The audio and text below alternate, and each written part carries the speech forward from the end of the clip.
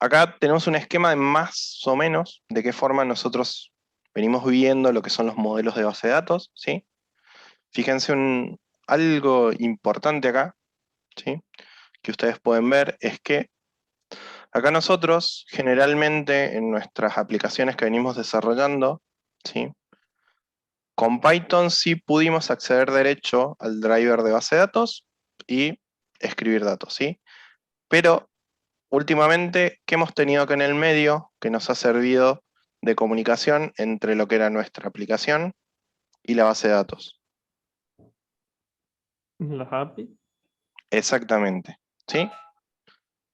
Básicamente, lo que tenemos en el medio es una API, que es la que se va a encargar de negociar, ¿sí? Todo lo que son las solicitudes a la base de datos, ¿sí?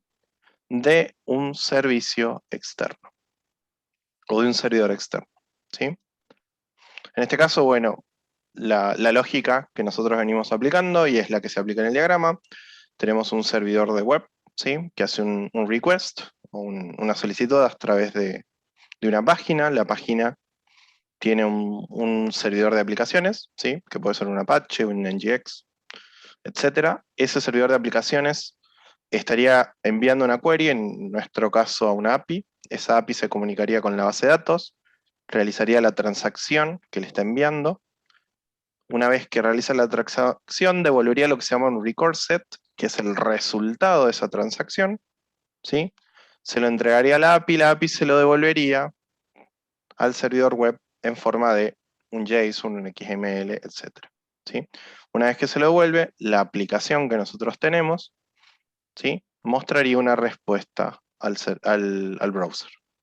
Bien, entonces en este caso nosotros este circuito ya lo tenemos trabajado y ya lo hemos visto y nos vamos a enfocar en este otro, ¿sí? Vamos a tratar de trabajar en lo que son las queries, de qué forma hacerlas efectivas y demás, en el diseño de nuestra base de datos, ¿sí? Y en las respuestas que podemos entregar desde la base de datos, ¿sí? En este caso, bueno, el driver, recuerden que va a ser una librería que me va a permitir comunicarme con el motor de base de datos dependiendo del lenguaje que utilicemos, ¿sí? En el caso de que tengamos una API hecha en Node, deberíamos instalar la librería del motor que vayamos a utilizar. ¿Sí? En este caso vamos a utilizar MySQL para lo que es la parte de relacional y MongoDB para lo que es la parte no relacional. Bien. Bueno, las bases de datos también pueden ser en jerárquica, ¿sí? Pueden tener una base de datos padre y que deriven de ella varias bases de datos raíz o hijas, ¿sí? En este caso, eh, la estructura generalmente se construye, ¿sí? Entre segmentos de varias bases de datos que se van comunicando unas con otras, ¿sí? Los que les comentaba recién, el tema de un clúster es un ejemplo también no de forma de jerarquía, pero sí de estructura de base de datos, ¿sí? No necesariamente una base de datos puede ser una sola, sino que puede ser un conjunto de varios motores funcionando al mismo tiempo que responderían como uno. Sí, en este caso, bueno, una forma de organizarlas es según su jerarquía, ¿sí? Pueden ser de una base de datos padres y ir derivando hijas, o puede ser de forma de clúster, como les comentaba antes, que son todas interconectadas con la información eh, en forma de espejo en cada una de ellas, ¿sí? Bien, las bases de datos según su modelo, ¿sí? Recién veíamos un poco en relación a su jerarquía, también se pueden dividir en bases relacionales y no relacionales, ¿sí? En el caso de las bases relacionales, son aquellas bases en las cuales nosotros establecemos, ¿sí? Relación entre las tablas y los datos de alguna forma están relacionados entre sí. Pertenecen al mismo contexto, ¿sí? Pero tienen relación entre todos los datos. Nosotros para poder acceder a esos datos vamos a utilizar un lenguaje que se llama SQL, ¿sí? Que es un lenguaje estructurado de consulta, que lo que nos va a permitir es poder gestionar todos los datos que tengamos dentro de nuestra base de datos, ¿sí? Ya sea borrándolos, creándolos, trayéndolos, etc. Una base de datos relacional se ve de esta forma, ¿sí? Como ya vienen trabajando. Fíjense que ahora vamos a aplicar muchísimo lo que vimos en los primeros cuatrimestres en relación al diseño, ¿sí? Vamos a tratar de hacer diseños un poco complejos, cosa de que se den un poco idea de la magnitud que puede llegar a tener una base de datos, ¿sí? Y acá lo que tenemos abajo es algo que ya conocen y vienen viendo, que es una consulta en SQL, ¿sí? En este caso, bueno, es una consulta, un select, que select lo que hace es traer datos, ¿sí? De una tabla en particular o de varias. El asterisco va a traer todos los campos, ¿sí? De qué tabla vamos a indicar después del from y con una condición en el where. Más allá de esas condiciones vamos a ver otras. Vamos a ver de qué forma ustedes pueden filtrar de manera efectiva los datos que vengan para no tener que estar trayendo basura y les traiga justamente lo que ustedes necesitan. Pero bueno, todos empezamos con un select y este sería como el primer SQL que se trabaja, ¿sí? Bien. A ver, dentro de lo que es la parte de las bases de datos relacionales, ¿sí? También existen, más allá de lo que ya conocemos, bases de datos transaccionales y en red, ¿sí? Generalmente las bases de datos en red es muy similar a las jerárquicas, es como yo les comentaba recién un clúster, por ejemplo, que están compuestas por diferentes nodos, ¿sí? Y pueden tener diversos padres e interconectarse entre sí, o sea, pueden comunicar varias bases de datos para consumir datos. Después tenemos otro tipo que se utiliza muchísimo, que son las transaccionales, ¿sí? Que se encargan únicamente de enviar y recibir datos, pero lo hacen a gran velocidad, ¿sí? Eh, Generalmente lo único que hace es registrar operaciones que requieran un tiempo o un timeout, que llamamos, un tiempo de respuesta, muy pequeño, cosa de que las transacciones se puedan hacer de forma efectiva. Los bancos generalmente utilizan mucho este tipo de base de datos. Nosotros en Swiss Medical utilizamos una que se basa en Sybase, ¿sí? Para todo lo que es la parte de la gestión de los trámites. Así que pueden encontrarse con bases de datos de este tipo, ¿sí? La mayoría son relacionales. Bien, no me acuerdo qué quise hacer con este gráfico. Pasemos a lo que... Bueno, básicamente seguramente lo que quise acá explicarles un poco es de qué forma podemos interconectar varios dispositivos dentro de la misma estructura, ¿sí? Eh, a ver, dentro de lo que es la parte de base de datos, no tan solo, siempre cuando programemos, no tan solo vamos a tener base de datos, ¿sí? Para un software en particular, sino que también podemos tener base de datos para almacenar información únicamente, base de datos para hacer réplicas, vamos a tener inclusive base de datos para almacenar imágenes únicamente, ¿sí? Tengan la idea de que las bases de datos van a poder estar en más de una forma, ¿sí? Y van a poder ser más de una base de datos. A ver, en nuestro caso tenemos, no es nuestro caso, sino en la mayoría de las veces, o en los lugares donde he trabajado en proyectos, mínimamente te podés encontrar entre 5 y 6 bases de datos, mínimamente, ¿sí? Puede llegar al caso de que les toque solo que exista una base de datos, pero es muy raro, muy raro. Así que lo más seguro es que esa base de datos, ¿sí? Comparta el mismo motor con otras bases de datos dentro de el mismo servidor, por ejemplo, ¿sí? Y acá, bueno, es el caso acá, que seguramente es lo que quería graficar, en el cual pueden existir varias bases de datos dentro de un mismo servicio dentro del mismo clúster, por así decirlo, y no necesariamente tenemos una sola que centraliza todo, ¿sí? Sino que pueden de alguna forma interconectarse varias bases de datos dentro de la misma red. Inclusive pueden pertenecer al mismo servidor, ¿sí? Pero ser consumida por diferentes sistemas. Y en el caso, bueno, que sea un clúster, pueden responder diferentes nodos del clúster sin ningún problema. Bien.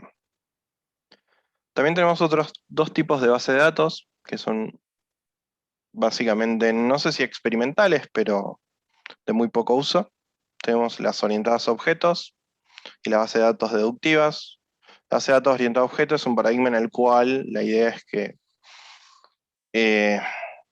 la información que esté dentro de la base de datos sea similar a lo que serían los objetos o la programación orientada a objetos, o sea que cada registro sea un objeto, ¿sí?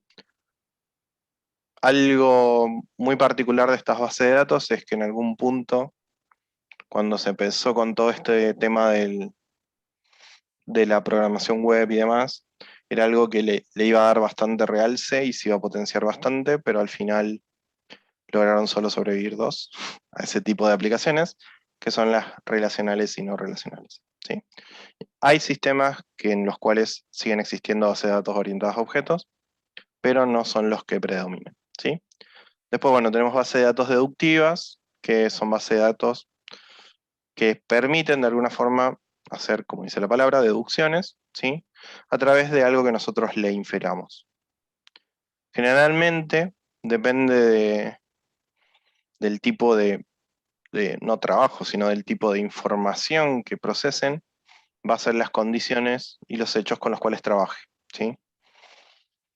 Creo que había dejado un ejemplo de qué es esto. Básicamente una base de datos deductiva funciona de esta forma, en la cual tenemos en la base de datos todos los hechos, ¿sí? Y nosotros de alguna forma solicitamos eh, información de algo que es deducible, por así decirlo, y la base de datos de alguna forma nos responde las respuestas que ya están como preestablecidas, ¿sí? Entonces nosotros inferimos con hechos y reglas y la base de datos responde en relación a esos hechos y esas reglas, ¿sí? Nunca he trabajado con una base de datos de este tipo, sé que existen y que hay sistemas inteligentes que las utilizan, pero la verdad que nunca he tenido la oportunidad de poder trabajar con estas bases de datos. Parecen interesantes, pero generalmente el fin de este tipo de aplicativos, no de este tipo de aplicativos, de este tipo de modelos, son aplicados generalmente a lo que es la parte de investigación y demás, ¿sí? Así que el que quiera seguir alguna rama de investigación, seguro en algún momento se va a topar con este tipo de base de datos, ¿sí? Bueno, después tenemos base de datos documentales, que es lo que les hablaba recién, que pueden ser, por ejemplo, base de datos que solo guarden registros como fotografías, videos y demás, ¿sí? Y que solo sirva para poder consumir esa información que fue grabada, ¿sí? Generalmente están construidas con lenguaje NoSQL, ¿sí? Debido a que como no hay un nivel de necesidad de relacionar esas tablas con otras y no necesitamos de alguna forma hacer cruzamiento de datos, solo guardar información y saber qué información se está guardando y después consumirla, es bastante interesante aplicar lo que es la parte de NoSQL, ¿sí?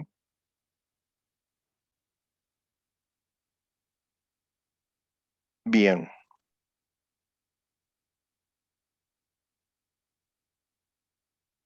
bueno, acá parece que tiré el ejemplo de NoSQL.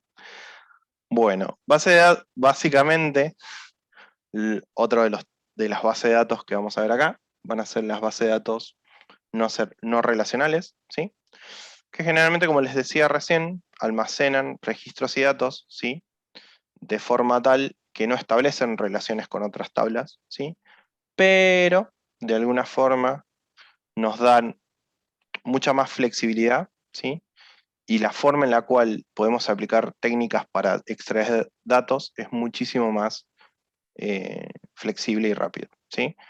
Generalmente dentro de lo que es el mundo del desarrollo, como veníamos hablando al principio, ¿sí? Se está tratando de migrar muchos sistemas a base de datos no relacionales por el nivel de flexibilidad que están presentando al momento de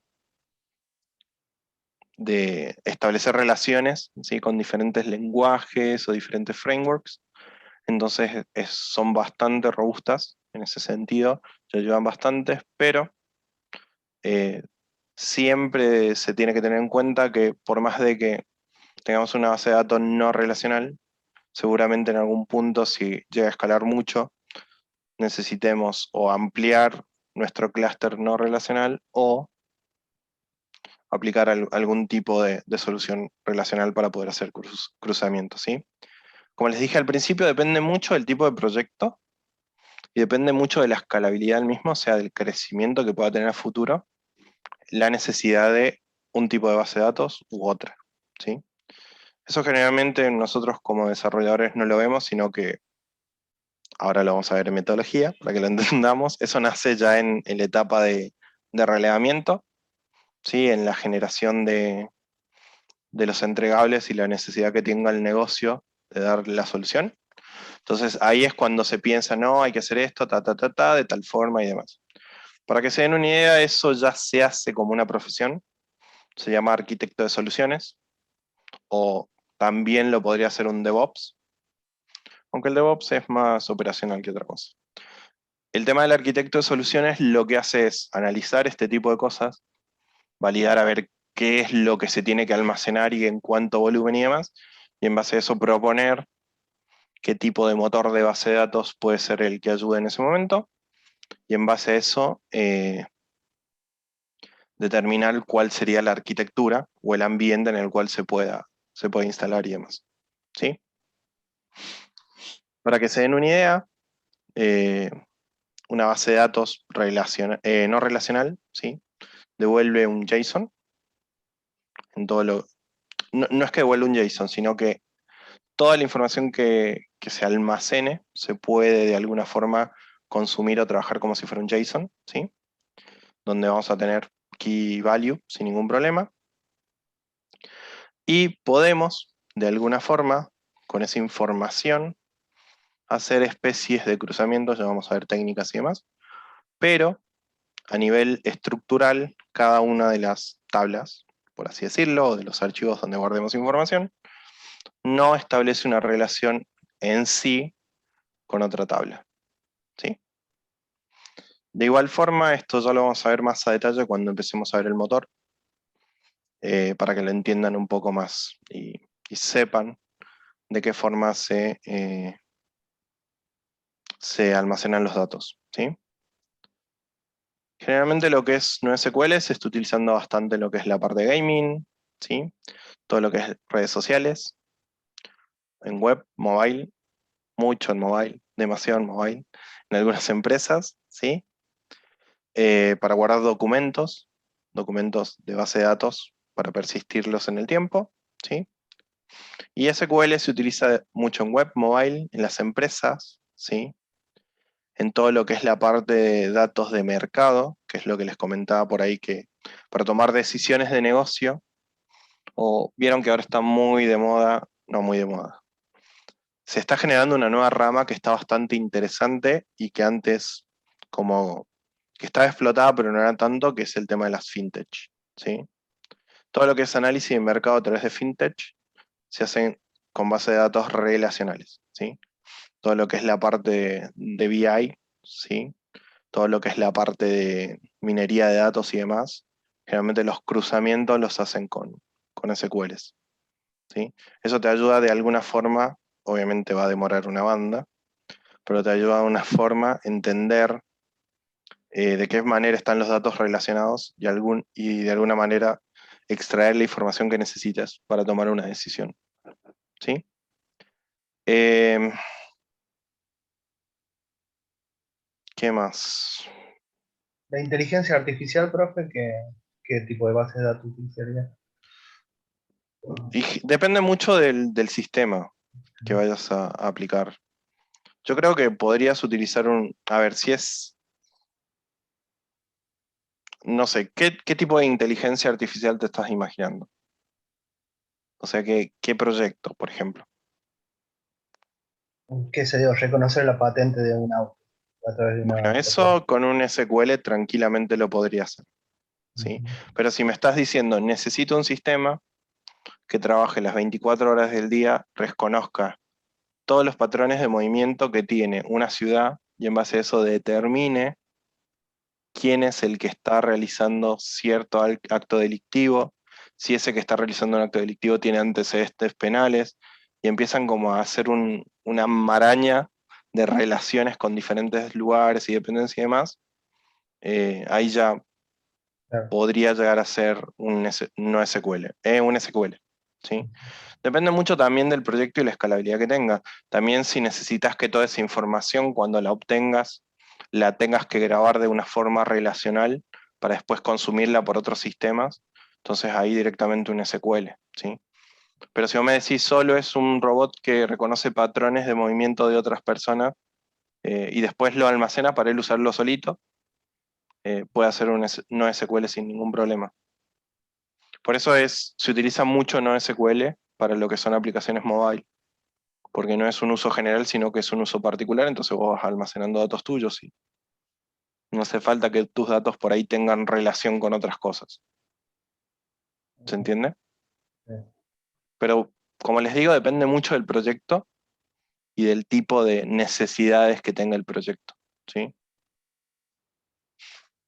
Y profe, ¿cuáles son los errores que se pueden cometer así como los básicos, que se pueden cometer a la hora de generar una base de datos y que después termine por arruinar el proyecto? A ver, no sé si existe algo que la arruine porque todo tiene solución, Sí. pero todo lo que nos comemos siempre al momento de programar es la etapa de diseño. La Ujú. etapa de diseño es una de las más importantes y es la que tenemos que pensar con mayor rigurosidad para evitar que a futuro, si el proyecto escala, no rompa. Les doy un ejemplo. El otro día, nosotros trabajamos en Swiss Medical con algo que son los BPMs, que son los procesos de negocio. Y vos cuando mandás un BPM, mandás un detalle, es como una observación X. Y esa observación venía toda información de los integrantes de una familia y demás, en un, ¿cómo se llama? En un, en un string. Por ejemplo, era un varchar de 255 caracteres, no importa. En ese varchar lo que hacía el front era lo enviaba pelado al varchar con todos los datos de todos los integrantes. Eso se almacenaba en base de datos en un campo, que era el detalle, y después cuando lo queríamos traer, lo que teníamos que hacer era parsearlo, o sea, agarrar el string y empezar a descoserlo o a triturarlo y empezar a sacar cada una de las partes para mostrarlo en pantalla. ¿Sí? Ustedes, con todo lo que venimos viendo, ¿consideran que esa era una buena solución? O sea, que yo tenga que grabar en un campo un montón de datos de integrantes y después eso, cuando lo devuelva, lo divido para que se vea bien. Hay que normalizarla, digamos, sacar esos detalles a otra tabla y relacionar. Bueno, básicamente eso, que lo que dice Fede, es lo que se debería haber hecho, ¿sí? Pero ¿qué pasa? El programador al momento de desarrollar eso, lo único que vio es la necesidad de la solución, pero no el- la necesidad del crecimiento que podía llegar a tener la aplicación a futuro. ¿Qué pasó? Era un varchar de 255 caracteres. Vino alguien más y puso un integrante más. Rompió la base de datos, ¿sí? Entonces, en el momento fue una solución que él consideró por ahí el desarrollador de que era viable y podía funcionar, pero tampoco pensó que a futuro ese campo que estaba utilizando iba a tener un límite de caracteres, ¿sí? Entonces la mejor opción hubiera sido sacar todos esos campos, hacer bases de datos para el detalle, y después de última metes el ID que vaya a tener esa base de datos con esos detalles, y listo, y lo relacionas sin ningún problema. ¿Sí? Que eso fue lo que se terminó haciendo.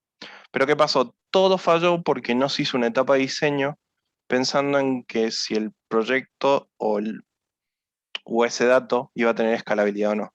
¿Sí? ¿Qué pasa? Normalmente te piden requerimientos y vos los tenés que hacer porque te corren las horas, te corre el tiempo del proyecto y demás, pero uno entiende que el que en realidad debería haber hecho ese trabajo no es el desarrollador, porque no es tarea de él, sino que se lo debería haber hecho el analista funcional, que es el que hace el relevamiento, el que plantea la solución y demás, ¿sí? O inclusive el product owner o ¿cómo se llama? O el sponsor que estaba más arriba, ¿sí? O sea, el desarrollador llegó con el requerimiento que le habían pedido y él lo hizo bien, ¿sí? Porque era lo que habían pedido, pero en la etapa de diseño no hubo ese pensamiento, ¿sí? ¿Qué pasa? Generalmente cuando llegan ese tipo de cosas, yo lo que hago o lo que les recomiendo es que si ustedes consideran que a nivel de código o a nivel de estructura, ¿sí? de, de desarrollo y demás, pueda llegar a romper algo, levanten la mano. Digan, no, che, mirá, con esto va a pasar esto, esto y esto. Puede llegar a un futuro hacer esto, por favor replanteen el requerimiento, ¿sí? Porque muchas veces el funcional hace el requerimiento y no se acuerda de un montón de cosas o no tiene en cuenta algo que uno sí. ¿Sí? Entonces, para evitar problemas a futuro, que seguramente van a afectar, porque imagínense, el desarrollador que hizo eso, el detalle, tuvo que volver a hacer lo otro. Entonces, perdió tiempo en eso y perdió tiempo en lo otro, ¿sí? Siendo que lo podría haber hecho una vez y bien. Entonces, es muy importante nunca perderse la etapa de diseño, porque es lo primordial. Análisis y diseño es lo básico, ¿sí? Conocer qué necesidad y de qué forma vamos a dar esa solución y que ver o analizar si en el futuro crece o no. Pero bueno, por ahí entiendo que los tiempos son otros y las necesidades por ahí de las empresas son mucho más rápidas que el tiempo que te toma diseñar, ¿no?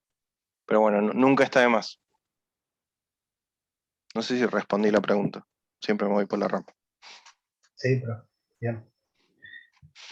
Así que no te... A ver, generalmente lo que es base de datos se da en un ambiente hiper mega controlado porque a ustedes cuando vayan a trabajar no les van a dar la base de datos productiva, ¿sí? No es que van a venir y van a tocar la base de datos que está viendo el usuario final, no. Les van a dar una base de datos que es la réplica de 5 bases de datos que están por arriba, en la cual ustedes pueden romper, pueden hacer lo que quieran, ¿sí? Y no va a afectar al proceso en sí. Entonces, si el miedo es ese, no tengan problema, porque generalmente hay bases de desarrollo en las cuales pueden jugar sin ningún problema. ¿Me esperan un segundo?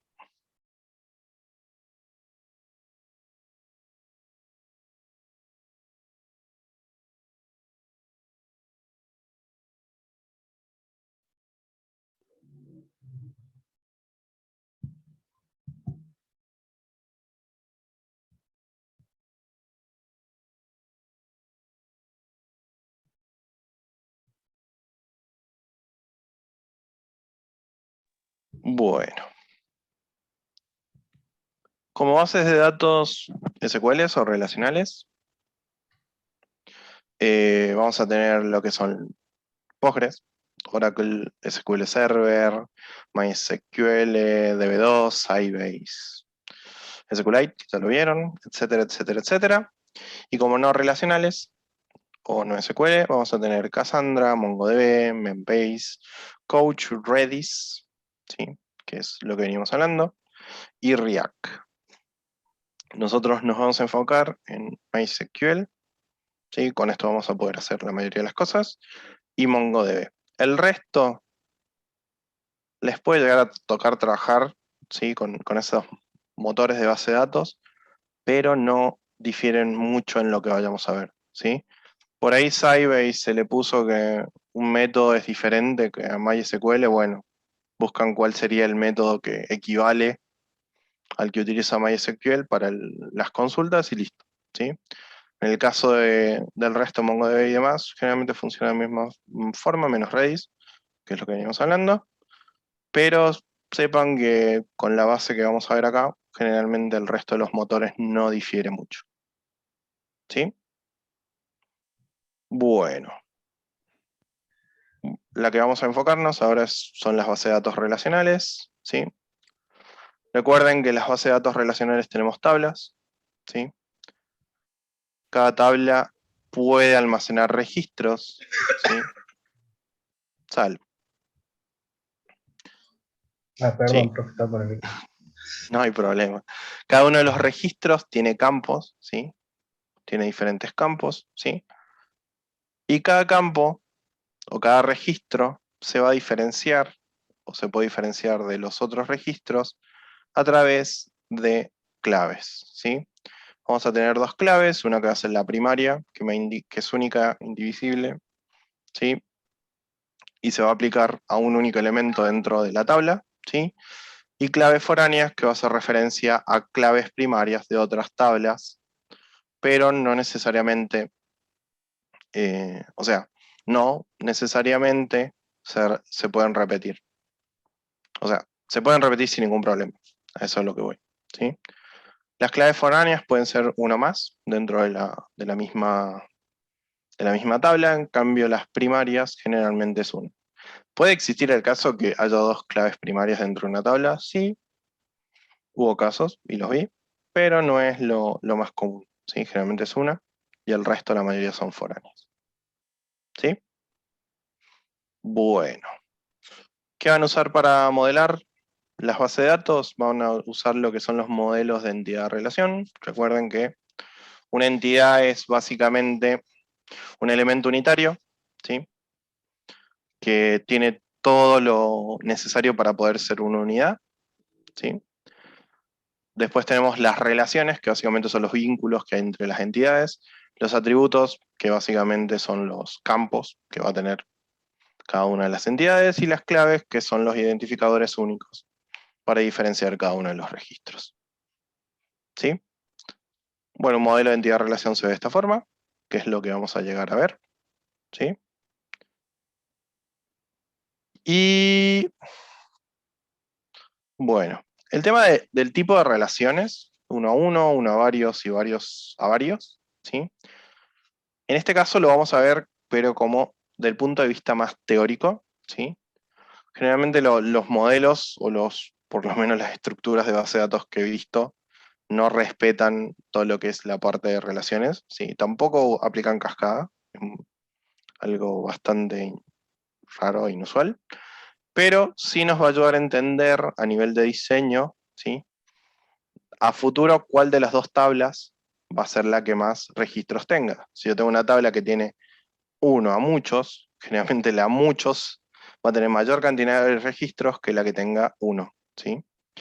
Entonces ahí podemos ver la cantidad de carga que va a tener cada una de las tablas y en base a eso determinar, por ejemplo, el tiempo de respuesta de nuestro SP o lo que vayamos a diseñar, ¿no? Así que las relaciones acá las vamos a ver más que todo de forma teórica, ¿sí? En la práctica generalmente nos sirve más que todo para determinar por ahí los timeouts o los tiempos de respuesta que tengamos asociados a nuestro motor, ¿sí? Bien, dicho todo esto, ¿tenemos alguna duda? ¿Recordaban todo esto? Yo creo que sí, porque lo estuvieron viendo bastante. Ya creo Sí. que, es más, todos los que les dije fue, ya, profe, sí, ya lo hemos visto. Así que, pero bueno, nunca está de más por ahí volverlo a recordar. Bueno, ¿pudieron descargar el archivillo que les pasé? A ver, yo cierro esto porque si no... Señor, ahí está. ¿Pudieron descargarlo? Los que Sí, tengan profe. Windows, disculpen. Los que tengan Linux pueden aplicar depende mucho de la distro que tengan. A ver, ya reviso si tengo alguna distro acá. Los que tengan Windows, generalmente, lo que vamos a pasar a instalar, para que se den una idea, es el servidor MySQL, ¿sí? Básicamente el servidor de MySQL lo que va a hacer es levantarnos toda una base de datos en nuestra computadora, incluido con el motor de base de datos, para que nosotros podamos grabar y escribir localmente, ¿sí? Estos servidores, o sea, o este tipo de servicios se instalan en servidores, ¿sí? Pero bueno, ahora lo que vamos a hacer es instalarlo de forma local para poder trabajarlo sin ningún problema, ¿sí? Déjenme que vea si tengo... Che, lo que no sé es si yo grabo, si se ve esta pantalla o la otra. Ah, no, se ve la que comparto, ¿no? Sí. Déjenme un cachito, quiero ver algo. Quiero ver si tengo en la VirtualBox alguna máquina con Linux. Porque hoy no estoy en la de Linux. Ta. ¿Esto genera algún conflicto con XAMPP Sí, por los porque los va a puertos? querer levantar en el mismo puerto. Sí. Podés cambiarle de última el puerto a uno y tenés dos servidores levantados. Yo diría que le cambies al de SAMP, que es más sencillo buscar el archivo de configuración.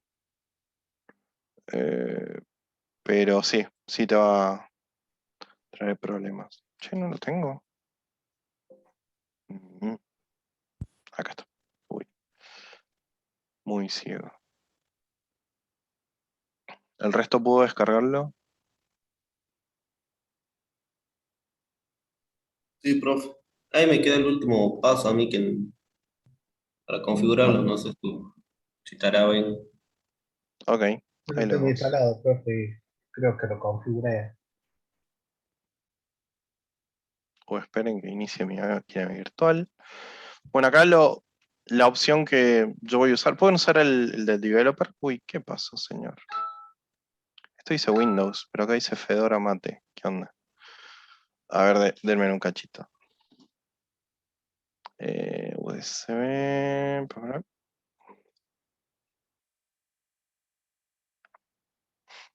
Denme un ratito. A ver si tengo alguna imagen. ISO. No, tengo de Windows 10. A ver, banquenme que enchufe el disco. Que en el disco, sí, seguro tengo. Ahí está queriendo montar, pero no sé qué onda. Sí, me decías, Mauri, perdón.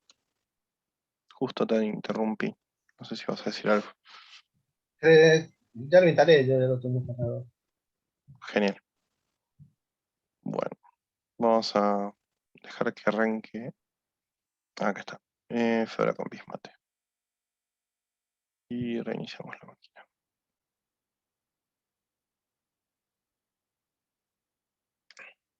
Listo. Mientras esto arranca, vamos a dejar acá el costadillo. Bueno, la opción que yo voy a utilizar, ¿sí? Va a ser la de Server Only. Pueden, si quieren, instalar full, que esto les va a instalar todo, incluido el MySQL Workbench. A ver, si vienen trabajando con DBeaver, no instalen la full, sino solo el servidor, ¿sí?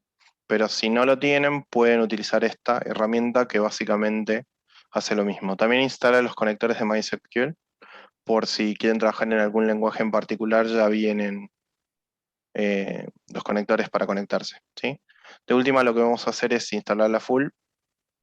Server Only en realidad es el que más uso yo porque solo necesito el server, pero para que más o menos vean todas las suites, podemos instalar el full, ¿sí? Si instalaron Server Only, no se dan drama, es lo mismo. Le damos OK. Tengo que tener instalado esto. OK. Lo que necesitan sí o sí, si tienen Windows 10, es el Visual Studio 2015. Así que lo que vamos a hacer es instalarlo. Para instalarlo, pensé que lo tenía.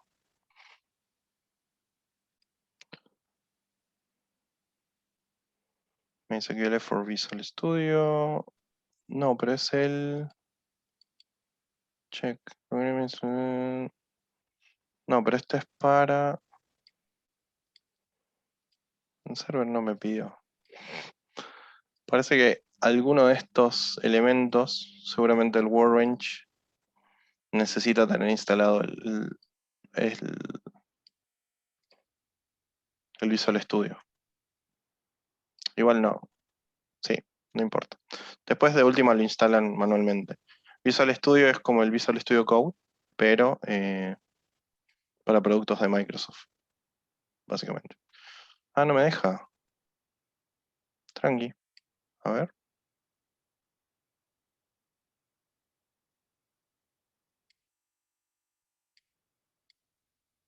Ok. Voy a seguir con la server only nomás.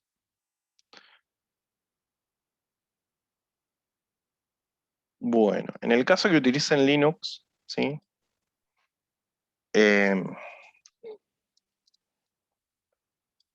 Bueno, en el caso mío uso Fedora. En su distribución lo utilizan de diferente forma.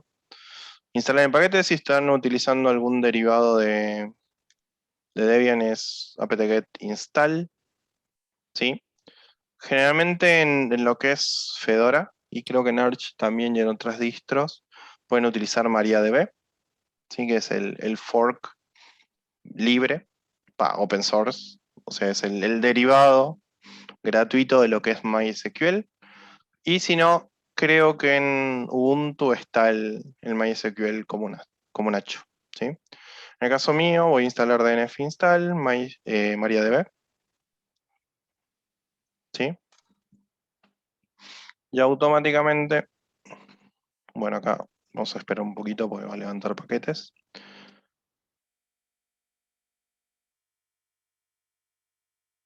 Sí. Bueno, Nico lo instaló con MySQL Server y no te instaló el MariaDB, ¿no? Solo el MySQL Server. Bueno, en este caso vamos a Server Only. Siguiente, seleccionamos, lo ejecutamos y esperamos que se instale, ¿sí? Bien.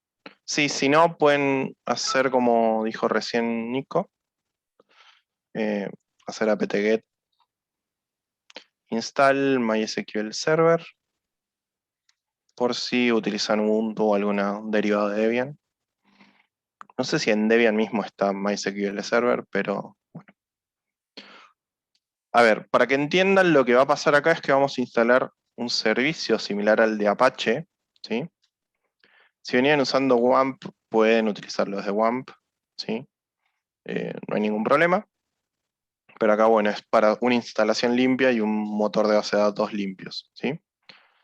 Lo que vamos a hacer es correr un servicio que va a estar andando, que ese servicio lo que va a ofrecer es un motor de base de datos para que nosotros podamos enviar y recibir datos, como bien la palabra lo dice, ¿sí? Miren mi taza detrás. Me tengo que ir a quejar Internet para todos. Siguiente. Una vez que terminan, lo configuran, ¿sí?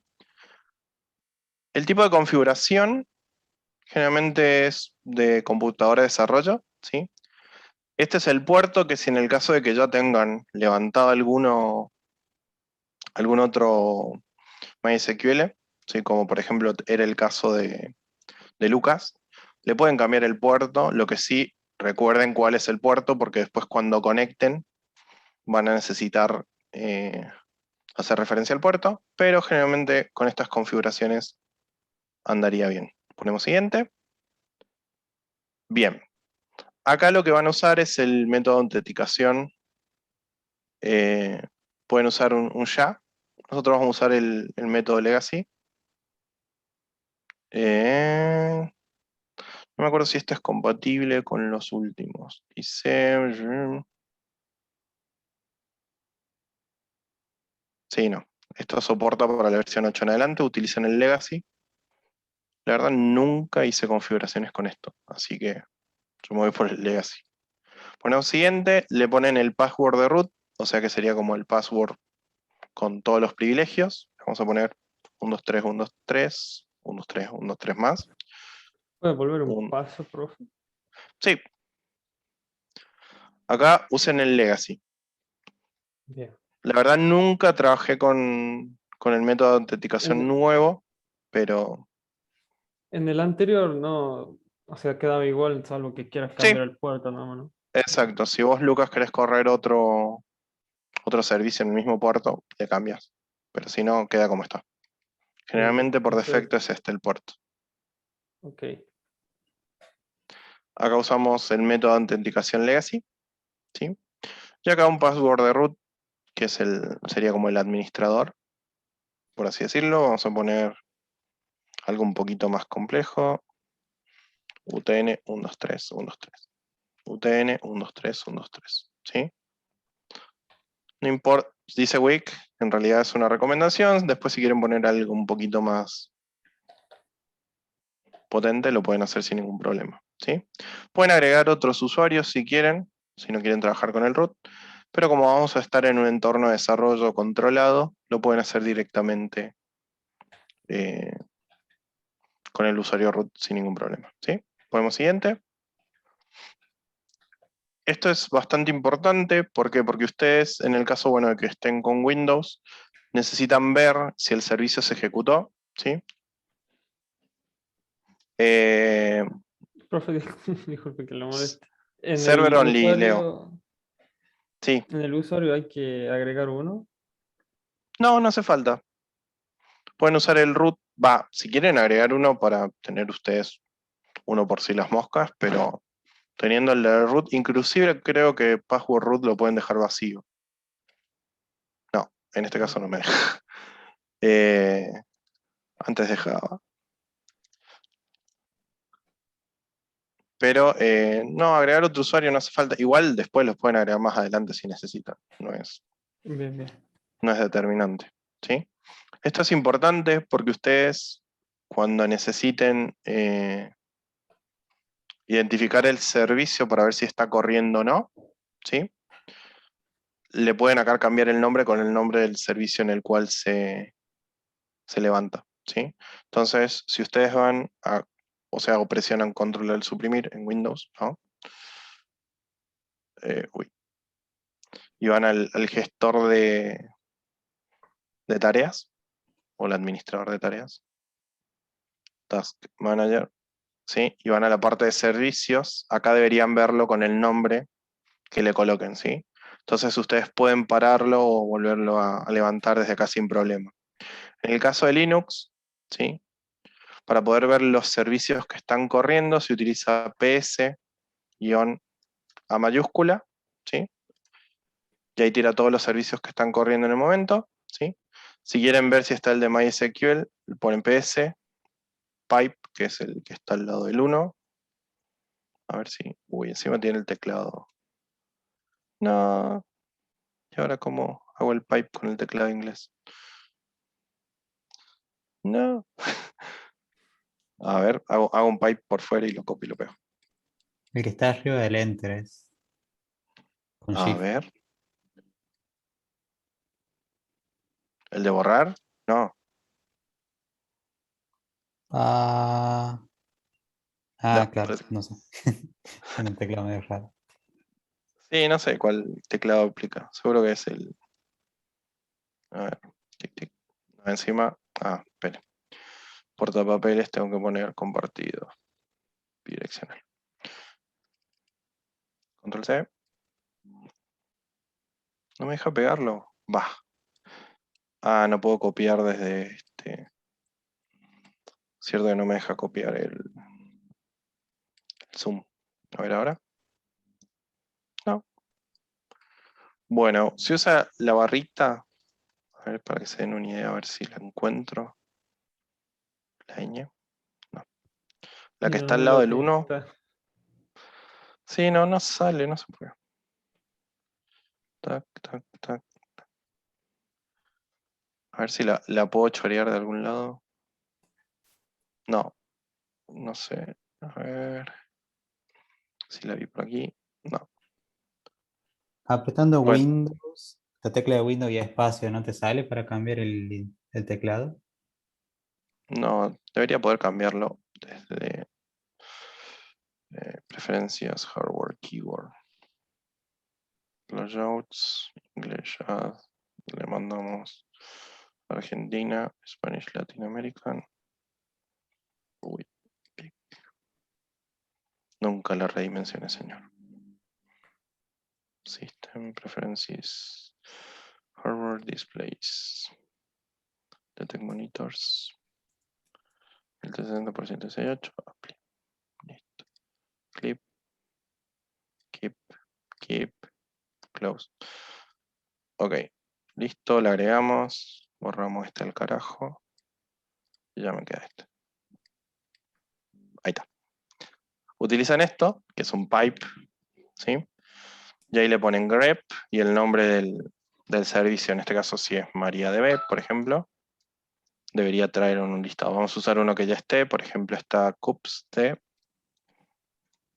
y ahí lo trae, ¿sí? Entonces si necesitan matarlo, le pueden poner kill, tanto. Generalmente lo que se hace para correr servicios o pararlos y demás, como tiene acá Windows, por ejemplo, si yo quiero parar un servicio, le hago start, stop y demás. Acá se utiliza service, el nombre de servicios, por ejemplo. No quiero matar nada. El Blueman. No quiero matar algo que no rompa todo lo que tengo. Ahora vamos a abrir, por ejemplo, un Firefox. Como para que vean. Entonces, si yo vengo... No, pero es un servicio. Firefox no va a correr como servicio, sino como aplicación.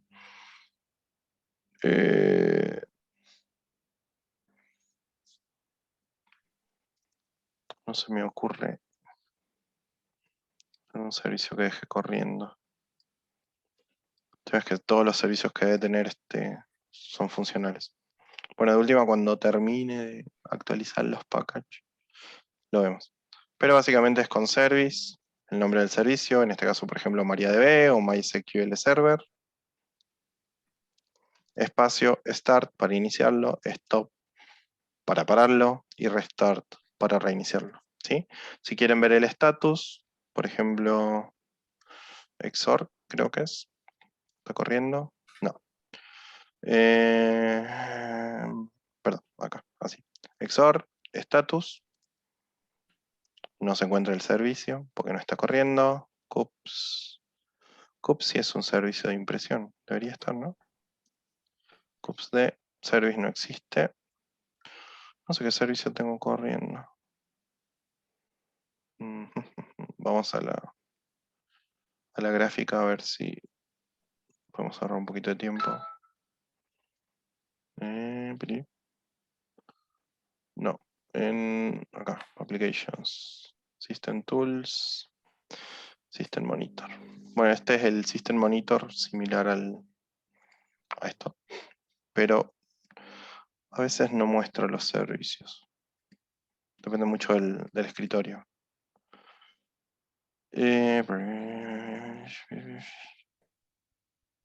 No quiero matar nada. A ver, bánquenme un cachito.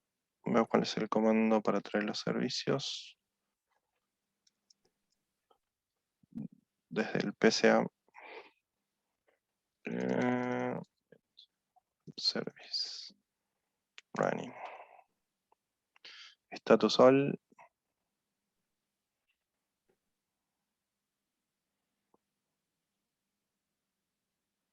No, este es con el tree. Ah, ok.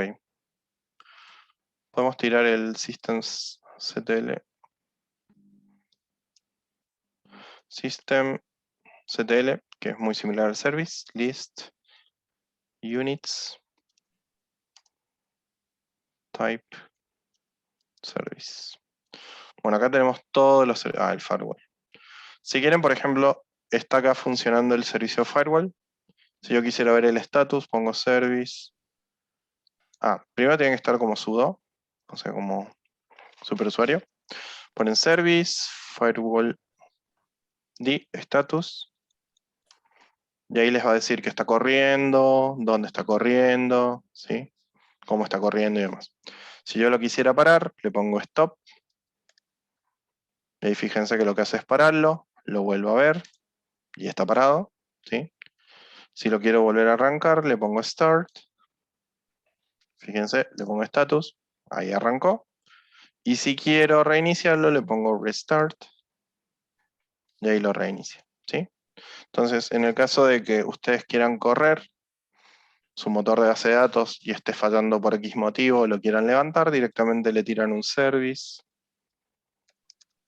MySQL server o MariaDB server, start y debería levantar, ¿sí? O si lo quieren parar y volver a levantarlo, etc. Si no, no creo que venga una GUI para levantarlos y hacerlos correr. Pero bueno, lo pueden hacer de esa forma. En el caso bueno de Windows, acceden al administrador de tareas, van a Service, lo buscan y de ahí lo reinician. ¿Sí? Este básicamente es para poder identificarlo. ¿Sí? Bueno, este es básicamente cómo lo quieren correr, como un usuario estándar o un usuario X. ¿Sí? Generalmente corranlo como usuario estándar. Creo que después les va a pedir permisos de administración cuando lo corran por primera vez. Si son administradores, bueno, lo va a correr de una y si no, creo que les va a pedir permiso. Ya lo vamos a probar. ¿Sí? Acá ponen algo interesante. Esto, si no lo quieren, yo generalmente lo destildo. Esto lo que hace es cada vez que inicia el sistema, inicia MySQL. ¿Sí? Si vienen trabajando en un proyecto así bien full en el cual lo estén utilizando y cada vez que reinician la máquina o algo,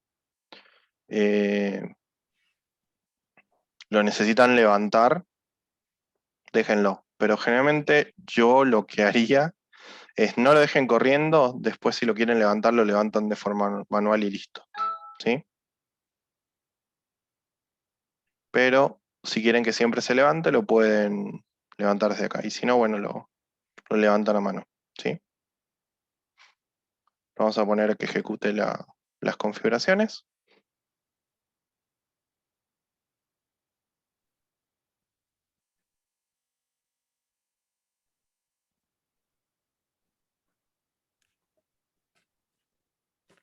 Esperemos un cachito. Lo que hace ahora es crear las bases de datos iniciales de MySQL.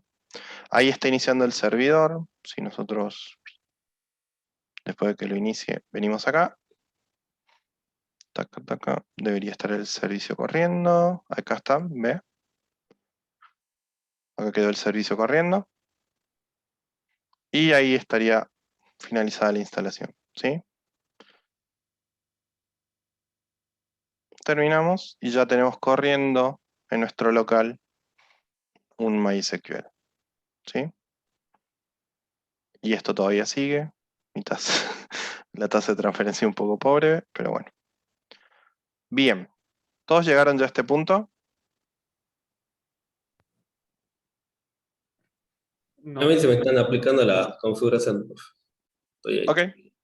Meta. yo igual.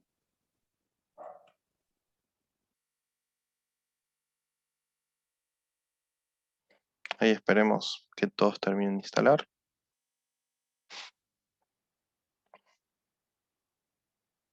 Ta, ta, ta, ta. Esperan un segundito hasta que eso termine. Voy a prender las luces de casa.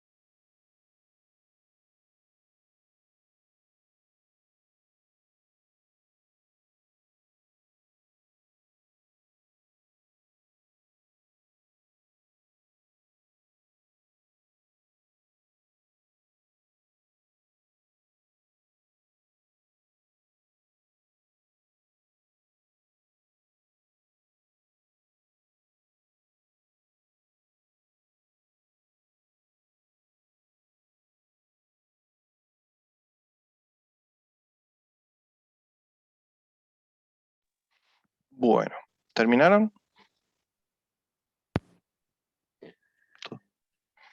¿Sí? Sí. A Sí. ver, lo vamos a hacer democrático. Levanten las manos los que ya lo tienen instalado. Ah, nunca usaron Raise Hand.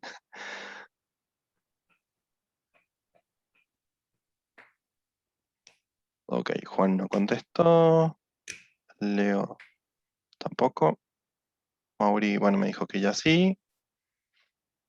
Y Nico, que también. Bien. Bueno, una vez que tengamos levantado el servicio, bueno, acá fíjense, MariaDB, creo, esperen un cachito, que el paquete se llama MariaDB Server también. A ver. Sí, así que es MariaDB Server porque, a ver, si instalan solo MySQL o MariaDB solo, lo que van a instalar es el cliente para poder conectarse a las bases de datos. ¿Sí? Bueno, acá ponemos que sí, que instale todo. Y bueno, vamos a esperar y después les muestro cómo se abre la conexión. ¿Sí? Bueno, en el caso este, cuando ya tenemos instalado, lo que vamos a hacer es entrar a nuestro... Vamos a suprimir la que ya tenemos. Al DBViewer. ¿Sí? Recuerdan que lo veníamos utilizando para... Esperen que limpie acá. Que lo veníamos utilizando para otros desarrollos. ¿Sí? Lo que vamos a hacer es crear una nueva conexión. La conexión va a ser MySQL. Siguiente. Van a ser por el localhost. Este va a ser el mismo puerto que pusieron. Y acá la clave que les hizo poner en instalación. ¿Sí? Que es la clave de root. Mi caso era UTN 123, 123. ¿Sí? El resto lo dejan como están. Si quieren probar la conexión, creo que acá. Esperen. Pueden probarla. Fíjense que me hizo que estoy conectado, bla, bla, bla. Entonces está bien, la clave está bien, todo bien. Vuelven a probar por si las dudas. Y una vez que ya está todo conectado y está todo bien, probado y demás, ponen finalizar. Y ahí automáticamente nos queda nuestra conexión a una base de datos local. Abrimos, ¿sí? Y como verán, ya vienen definidas las bases de datos por defecto de MySQL, pero nosotros ya podríamos empezar a crear nuestra base de datos. ¿Sí? ¿Todos pudieron conectar? ¿Hacer la conexión?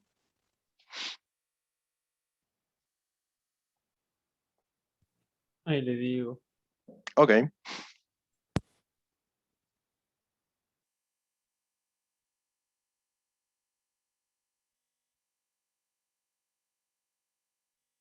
Genial. Los de Linux también pueden instalar de Beaver. Existe la versión Linux, sin problemas.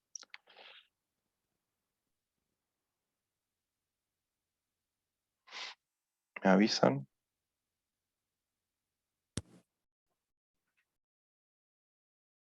Bueno.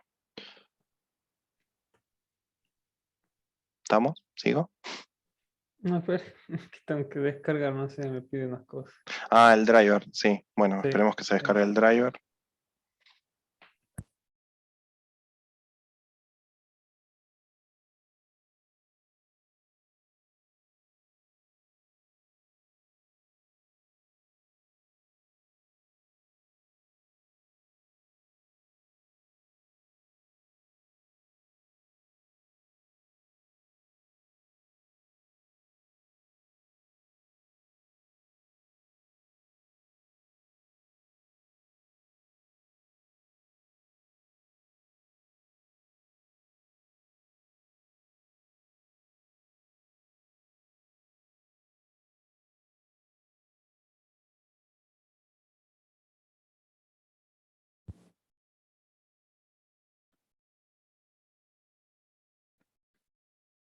Me tiró un error.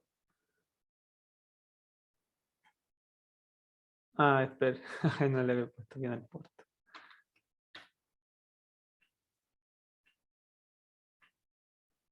Ahí está, conectado.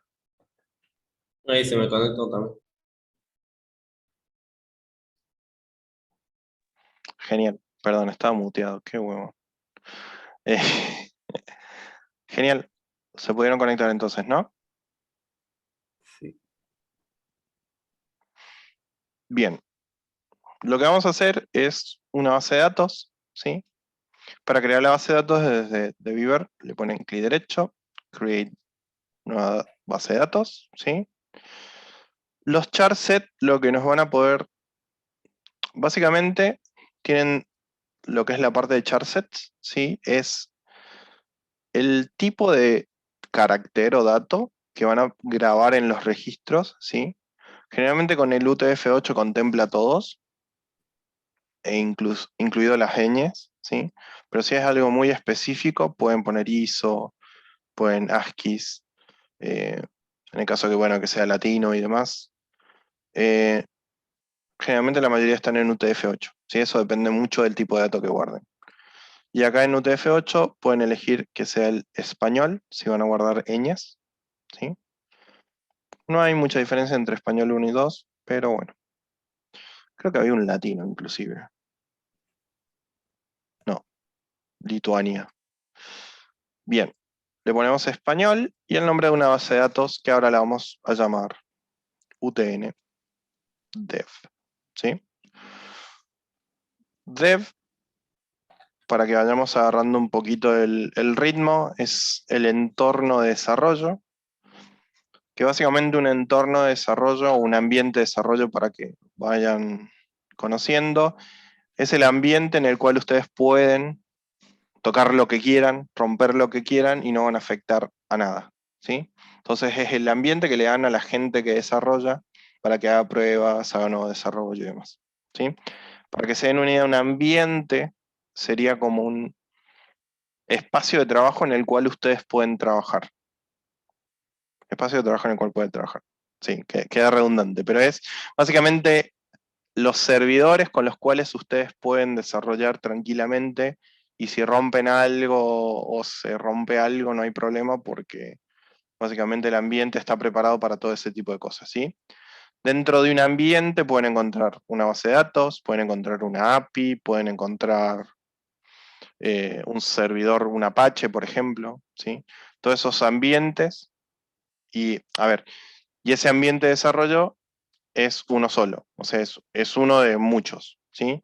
Después de que ustedes trabajen en ese ambiente, lo más probable es que todo el desarrollo que ustedes hagan lo pasen a otro ambiente que se llama, por ejemplo, QA, UAT o integración, depende mucho de la modalidad de trabajo, y en ese otro ambiente se van a hacer otras cosas con su código, después de ahí va a pasar a preproducción, se van a hacer otras cosas con su código, y de ahí después va a pasar recién al usuario final, por ejemplo, ¿sí? Entonces cada ambiente tiene su base de datos, su API, su servidor, etc. Entonces el ambiente que nosotros vamos a trabajar se va a llamar el ambiente de desarrollo, que es el más bajo de todos, ¿sí? Es con el cual vamos a venir ahora, ¿sí? Le vamos a poner UTNDEP, vamos a poner aceptar, y automáticamente vamos a tener nuestra base de datos, ¿sí? Dentro de las bases de datos podemos tener tablas, ¿sí? Son las tablas, obviamente, que es lo que venimos viendo. Vistas, que mucho vistas no he utilizado, pero básicamente las vistas pueden definir como especies de templates y demás para poder trabajarlos más a detalle, pero por el momento no vamos a utilizar los index, que básicamente son las claves primarias y foráneas. Los procedures, que son los procedimientos almacenados, que básicamente son scripts, por así decirlo, automáticos, o funciones que nosotros vayamos a programar, en la cual recibamos parámetros y con esos parámetros ejecutemos varias SQLs, ¿sí? Más adelante vamos a ver cómo hacerlo, ¿sí? Pero básicamente es una función que me permite ejecutar muchos SQLs y devolver una respuesta que yo quiera, ¿sí? Lo que nosotros vamos a atender es que no usemos directamente una consulta, sino que consumamos un SP y el SP a la consulta. O sea, su API debería pegarles a un SP. O sea, debería consumir un SP y no utilizar un select sobre la tabla, ¿sí? Lo hicimos al principio así, para que entendieran el concepto, pero ahora de una forma más ordenada, lo vamos a trabajar de esta manera, ¿sí? Y un trigger, que básicamente es cuando ocurre algo dentro de nuestra base de datos, debería disparar cierta acción, ¿sí? Los eventos son similares a los triggers. Yo generalmente usaba triggers, eventos no mucho hechos, así que creo que la forma en la cual trabajan es la misma, nada más que las condiciones de cada uno de los eventos son diferentes a lo de los triggers, ¿sí? Pero entre nosotros lo que, lo que más vamos a utilizar van a ser los triggers y los store procedures. Profe, Sí, ¿cuáles son esas otras que se instalaron ahí? Va, o que se... estas otras bases de datos son bases de datos de configuración propias de MySQL. Yo tengo el de sys nomás. ¿El Las decís otras nomás? ¿No te tres, sale MySQL? no. No, a mí tampoco, solo el decís. A mí Ok. tampoco. ¿Y cómo no tienen los usuarios? Acá en teoría en users deberían estar los usuarios. Si ustedes vienen acá, fíjense. En datos. Está el root. ¿Y se pudieron conectar con root? O sea, Sí. ¿se pudieron conectar a la base de datos y no la ven? Qué raro. Supongo que estamos conectados. Deben estar Sí, están ocultas, conectados. Debe estar por- oculta, sí. porque sí es verdad, del programa no me sale, pero si entras de MySQL por terminal, sí te sale. Sí, O si debería salirte. tiras, fíjate si te tiras ahí Show Database A ver en acá. Query. No sé si yo he tocado algo para que se vean todas. Ojo. A ver. Puede ser porque a mí tampoco me salen así. Vamos a buscar. Editor SQL, abrir conexión separada, bla, bla, bla, ventana, mostrar vista. Ahí me salió, prof. ¿Ahora le salió? A mí sí. Con clic derecho ahí en localhost Ok. y ahí connection view Ah, acá. Ahí mostrar, y mostrar objeto del sistema. claro. ¿Qué pasa? Generalmente cuando ustedes instalan un motor de base de datos, hay tablas que se instalan para guardar configuraciones, ¿sí? Si no quieren verlas, porque en realidad sí a veces molestan a la vista, las pueden quitar con esta, Sí es. ¿sí? Y no la ven, ¿sí? A las otras, o directamente las pueden mostrar para verlas, no hay problema. Pero bueno, si necesitan modificar usuario, cambiar claves, además, las pueden ver sin ningún problema. Yo las dejo por ahí. Necesito. No es común, pero por ahí se necesita. Una vez que esta sería nuestra tabla, ¿sí? La pueden crear sin ningún problema y demás. Perdón, nuestra base de datos. Lo que vamos a hacer como primera instancia, ahora para probar y ver que esto esté andando bien, es crear una tabla. Para crear una tabla, clic derecho, crear nueva tabla, ¿sí? Acá le cambian el nombre con... esperen. Ah, es que tengo que grabarla primero. Hay en propiedades, ¿no? Sí, en propiedades. Acá. En propiedades le cambian el nombre de la tabla por el nombre que quieran. Por ejemplo, vamos a usar una que generalmente se usa, users, ¿sí? El tipo de motor, generalmente el motor para comunicarse o para trabajar lo que es la parte de datos lo pueden elegir acá. Yo generalmente uso InnoDB, no he trabajado con otros, pero el otro que se utiliza bastante es MyISAM, ¿sí? Déjenlo en InnoDB, cosa de que por ahí si exportan o exportan de un lugar a otro, lo hacen sin problema, ¿sí? Una vez que definen propiedades el nombre de la tabla, acá pueden definir las columnas, ¿sí? Acá le hacen clic derecho, crear nueva columna. Básicamente las columnas van a ser nuestros atributos, por así decirlo, de la tabla. ¿Sí? Entonces yo voy a crear una que va a ser el ID del usuario, o user ID, vamos a poner ID user. ¿Sí? Recuerden que para los ID tienen que ser autoincrementales, ¿sí? Y no nulos. ¿Qué significa esto? Que si yo le pongo que no sea no nulo, sí o sí siempre va a tener un registro. Que sea autoincremental significa que cada vez que se inserte un nuevo registro va a ir incrementándose, como sería un ID.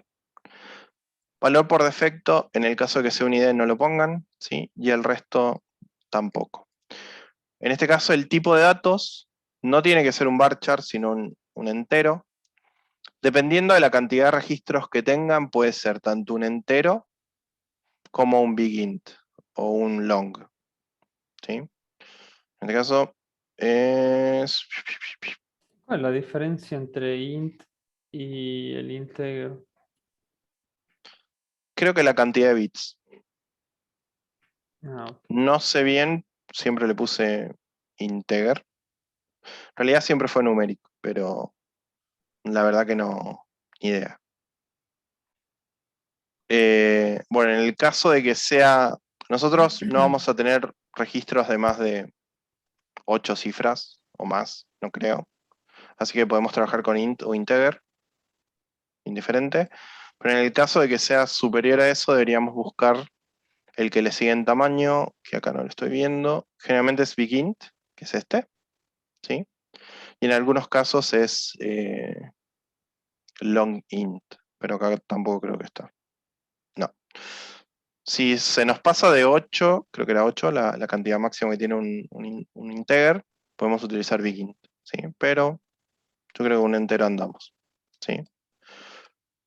Recuerden que sea autoincremental y que no sea nulo, ponemos aceptar y ahí se crea, ¿sí? Una vez que tengamos el ID, siempre póngale IDs a las tablas, siempre. No importa que sea una tabla relacional, no importa que... lo que sea, siempre pónganle un ID, ¿sí? Porque después cuando ustedes necesiten hacer una consulta directa sobre un registro, es muchísimo más rápido que tener que navegar entre todo el registro con un select, ¿sí? Entonces siempre pongan un ID. Una vez que coloquen el ID, pueden agregar los que serían los otros campos. Vamos a poner el username al usuario, ¿sí? Va a ser tipo varchar. Varchar, para que se den unidades, como un string, ¿sí? Si no, pueden ser text. La diferencia entre el varchar y el text es la cantidad de elementos que admite, ¿sí? Generalmente el varchar es cuando nosotros necesitamos definir una longitud determinada, ¿sí? Pero en este caso lo podemos llegar a colocar como text, si no queremos definir longitud, ¿sí? Generalmente cuando estén en un ambiente controlado de pruebas, traten de que la mayoría de lo que son datos que se insertan para hacer pruebas, dejen lo que permita nulls, ¿sí? Cosa que ustedes estén probando si se están grabando o no. Y en el caso de que ya sea la versión final, seténlas como null. Pongan la condición de que no sean nulos en el caso de que sean necesarios, ¿sí? En este caso el username es re necesario, entonces no tendría que ser nulo, pero si nosotros hacemos pruebas, podemos dejar por ahí nuleado para ver si inserta por lo menos los otros datos. En este caso, bueno, el nombre de usuario no debería ser nulo, ¿sí? Y por defecto no vamos a dejar nada. Después vamos a agregar otro campo, que va a ser el password, ¿sí? También va a ser un tipo texto. Y le vamos a decir que no sea nulo. Y por último, le vamos a poner algo recomendadísimo, ¿sí? Y que no tienen que dejar de hacer es, dentro de las tablas, siempre hagan 3 tablas importantísimas, ¿sí? Una que es alta, o ¿cómo le podríamos poner en inglés? No es alta, es create, date, que es la fecha de creación del registro. Eso es importantísimo, Para fechas se utiliza date o datetime. Date es solo para fecha, datetime es fecha y hora, ¿sí? Utilizan datetime. Y por default, ¿sí? Tienen que colocar creo que era timestamp, así. A ver, ya se los digo bien. Que es el tiempo actual, ¿sí? ¿Qué significa esto? Que cuando creen la tabla, coloque el tiempo actual que tenga. MySQL default, ya les digo. Timestamp.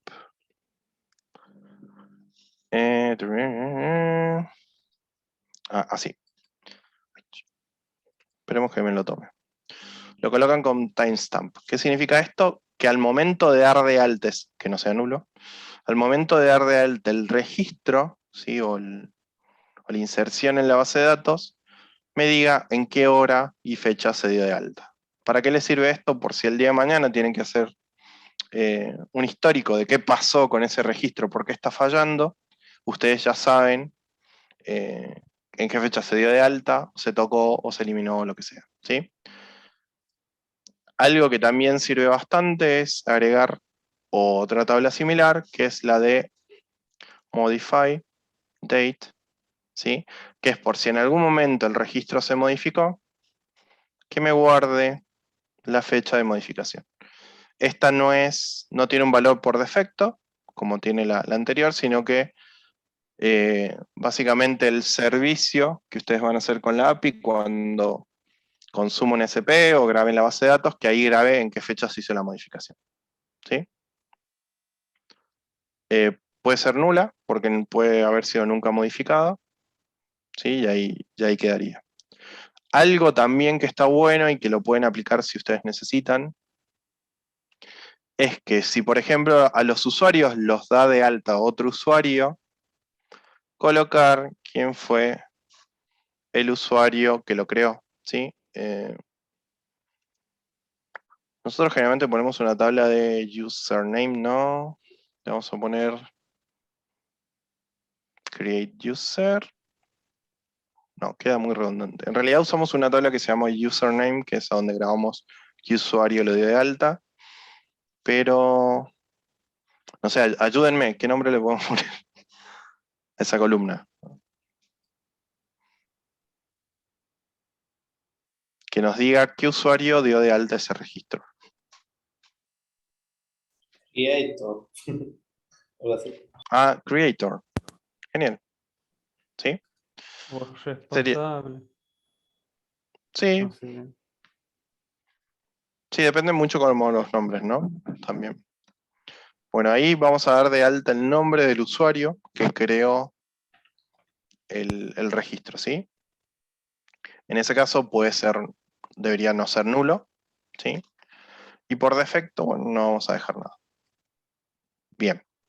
Entonces acá lo que hacemos es una tabla en la cual vamos a dar de alta un usuario. Not null, un- hay que fijar. Sí, porque sí o sí lo tiene que crear un usuario. Vamos a dar de alta, ¿sí? Un usuario con un password determinado, ¿sí? Automáticamente me va a tomar el timestamp. Esto, para que tengan una idea, es como decir estampar el tiempo, que es lo que me dice básicamente es el tiempo actual, ¿sí? En un formato determinado. Entonces lo que va a hacer a eso esperen, es current timestamp. A ver. Ahí me lo estaba por mandar. Sí. Timestamp en realidad es el formato de la... Es el formato de la fecha. Para que se den una idea, en un timestamp se ve de esta forma. Esperen un cachito. Ahí se carga. Esto es un timestamp, ¿sí? A este número se lo convierte y te devuelve una fecha, ¿sí? Básicamente es el tiempo en milisegundos desde una fecha que no recuerdo el nombre, la cantidad. Creo que es desde que empezó a andar el primer Unix. Después, bueno, lo vemos. Pero básicamente es el tiempo en milisegundos desde que empezó a andar el primer sistema Unix, ¿sí? Entonces, esto se utiliza bastante porque fíjense que no es lo mismo guardar esto Fíjense cuántos caracteres hay acá que guardan este numerillo. ¿Sí? Existen librerías que pueden convertir este timestamp en esto sin ningún problema. ¿Sí? Bueno, acá lo que hace básicamente este default es que una vez que se crea el registro, le pone por defecto, acá en default viene un valor por defecto del tiempo actual. ¿Sí? La fecha de modificación está nula, se puede no modificar, y el creador no nulo. ¿Sí? Algo que también tenemos que agregar son las claves, ¿sí? Que creo que se agregaron en constraints, acá. No. En configurar de columnas, en index, perdón. A ver, crear nuevo index. No, estos son index de coso. Clave foránea, no creo.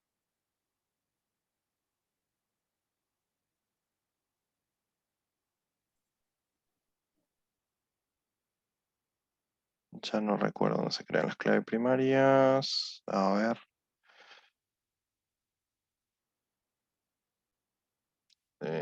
Compare rate, herramientas. ¿El index para qué era? En teoría en index iban las claves, pero no, acá lo que hay es... No, debería ser acá. A ver, vamos a probar. Con B3, que sea única. Aceptar.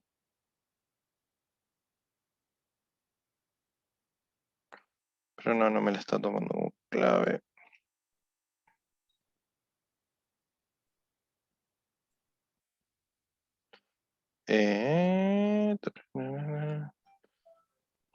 A ver, déjenme un cachito. ¿Dónde es en constraints? Donde se crea la clave. Eso quiero ver. Ahí. Ah, Primary key. sí, ya le puse uno ahí. ¿Acá? Sí. Se puede borrar, ¿no? Igual si no es Sí, ahí. acá. Sí, era en constraint. Perdón, sí. Lo ponemos como clave primaria o clave única, ¿sí? Ponemos como clave primaria y ahí se agregaría como clave primaria, ¿sí? En caso de que tengamos claves foráneas, las podemos agregar acá. Los index lo borramos porque no era lo que queríamos ver. Esto después voy a ver a qué hace referencia en MySQL. Así nos sacamos la duda, ¿sí? Bueno, entonces lo que tenemos es nuestra tabla armada de esta forma, ¿sí? Con esta primary key. Y por el momento solo la vamos a armar de esta manera. Lo que vamos a hacer ahora es guardarla.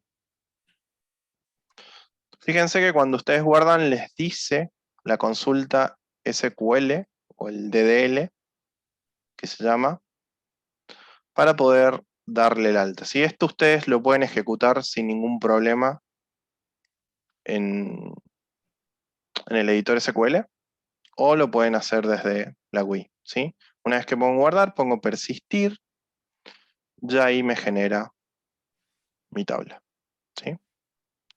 Fíjense, si yo le hago doble clic, puedo ver los datos que tiene almacenado, ¿sí? Y puedo ver la tabla en sí. Lo que voy a hacer es agregar a mano un dato para poder tirar una consulta pequeñita. Vamos a agregar acá, abajo en el más, para que me agregue una columna nueva. Nombre de usuario vamos a poner jgracia. Password. En este caso, la mayoría de los passwords los pueden insertar en MD5. Después vamos a ver cómo hacer la inserción para que lo vean. Pero por el momento lo vamos a poner como 123. Fecha de creación, usa el current timestamp, o sea que cuando yo guarde debería automáticamente crearse. Fecha de modificación no hay. Y el creador va a ser admin, por ejemplo, ¿sí? Si yo guardo, Fíjense. Automáticamente me asignó el ID que debería llevar, ¿sí? La fecha de creación, que solito se puso la hora que tenemos ahora, ¿sí? Fecha de modificación quedó en nulo y el creador quedó con admin, ¿sí? Lo que puedo hacer ahora, para sacarme las ganas de hacer un SQL, ¿sí? Puedo consultar la tabla ya que tiene registros, ¿sí? Así que voy a tirar un select all from, ya ahí lo que voy a poner utn de, primero va el nombre de la tabla, el nombre de la base de datos, punto, el nombre de la tabla. Entonces lo que voy a hacer es una consulta que haga seleccionar todos los campos, en realidad seleccionar todos los campos, en realidad todos los campos de los registros de la siguiente tabla, ¿sí? Select all from, tanto. Si yo le doy play, fíjense, me trae el registro que tengo guardado. Si solo quiero traer, por ejemplo, el nombre de usuario de todos los registros, solo pongo que me seleccione el username de todos los usuarios y ahí me lo trae, ¿sí? Si tuviera, por ejemplo, otro registro, vamos a poner como a días, ¿sí? Y lo doy de alta admin. Por ejemplo, si tuviera otro registro y quisiera únicamente filtrar el usuario Jorge Gracia, lo podría filtrar con un where, ¿sí? Entonces yo digo, tráeme el nombre de usuario de todos los usuarios donde, ¿sí?, el ID del usuario sea igual a 1, ¿sí?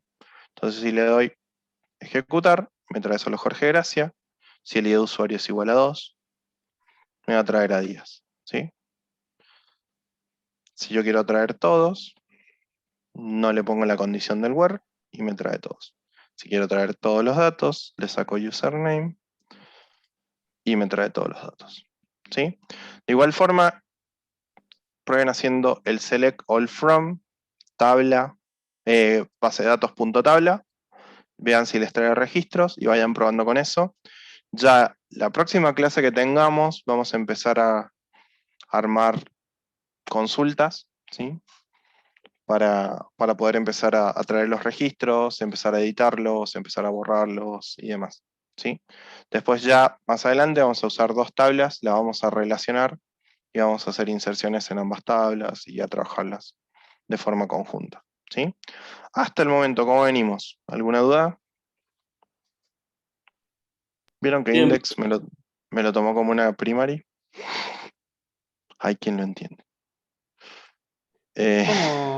¿Cómo es lo del where? Que me lo perdí. Básicamente, nosotros podemos filtrar los resultados que querramos a través de where, ¿sí?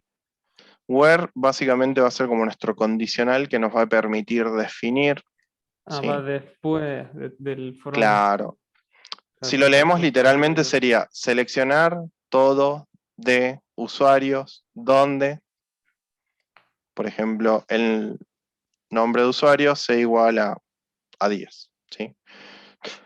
Entonces, si lo leen, sería seleccionar todos desde, o sea, todos los campos de los registros de usuarios donde el nombre de usuario sea de 10. Entonces debería traerme... perdón. Cuando es texto o cadena de caracteres o entre comillas, eso me estaba ahí está. faltando. ¿Sí?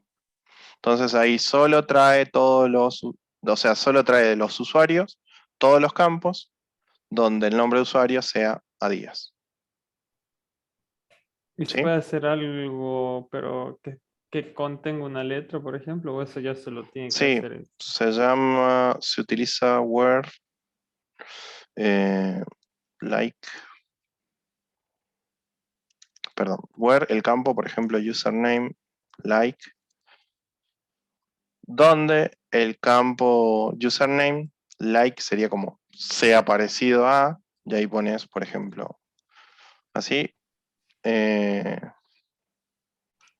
Y acá la letra que quieras, por ejemplo, the.